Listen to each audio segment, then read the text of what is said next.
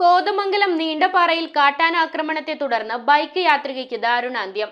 Engineering വിദ്യാർത്ഥിനി ആൻമേരിയാണ് മരിച്ചത്. വന്യജീവി ആക്രമണത്തിൽ പ്രതിഷേധിച്ച ജനപ്രതിനിധികളുടെയും നാട്ടുകാരുടെയും നേതൃത്വത്തിൽ ചെമ്പൻകുഴി ഫോറസ്റ്റ് സ്റ്റേഷനിലേക്ക് പ്രതിഷേധ മാർച്ചും ധർണയും സംഘടിപ്പിച്ചു.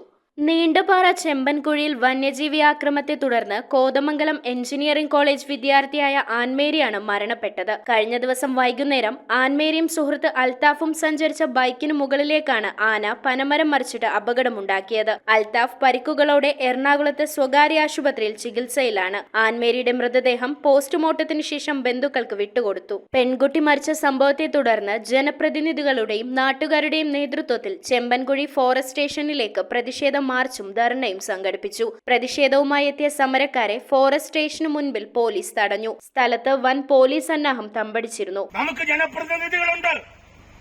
ഈ ജനപ്രതിനിധികളെ നമ്മൾ തെരഞ്ഞെടുത്ത് വിട്ടിരിക്കുന്നത് നിയമസഭയിൽ പോയി ഉറങ്ങാനല്ല. പാർലമെന്റ് അംഗങ്ങളെ തെരഞ്ഞെടുത്ത് വിട്ടിരിക്കുന്നത് 5 രൂപയുടെ ദോശ വാങ്ങിക്കഴിക്കുവാൻ വേണ്ടിയല്ല. ഇവിടുത്തെ ഉദ്യോഗസ്ഥർ പറയുന്നിടത്ത് ഒപ്പിടാൻ മാത്രമുള്ള വിവരം കെട്ട ഏറാൻ മൂളികളായിട്ട് ഇവിടുത്തെ മന്ത്രിമാർ മാറുന്നത് കൊണ്ടാണ് ഇങ്ങനെയൊക്കെ സംഭവിക്കുന്നത്. ഇവരെ കൊണ്ട് ചെയ്യാൻ പറ്റുന്ന ഒരു കാര്യം ഇവർ ചെയ്യുന്നില്ല. ഈ റോഡിന്റെ സൈഡിൽ 5 മീറ്റർ അകലത്തിലുള്ള മരങ്ങൾ DFOയ്ക്ക് മുറിച്ചു മാറ്റുവാൻ ഓർഡർ കൊടുക്കുവാനുള്ള അധികാരം ഇന്നുണ്ട്.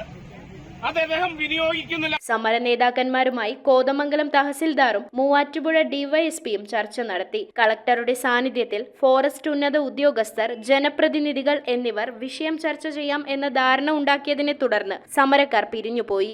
ഞാനത് ബഹുമാനപ്പെട്ട ജില്ലാ കളക്ടറുടെ അടുത്ത് ഈ വിവരം എത്രയും ഭംഗിയായിട്ട് നിങ്ങളുടെ ആ വികാരം എനിക്ക് മനസ്സിലാകും, നിങ്ങളുടെ ബുദ്ധിമുട്ടും എനിക്ക് മനസ്സിലാകും.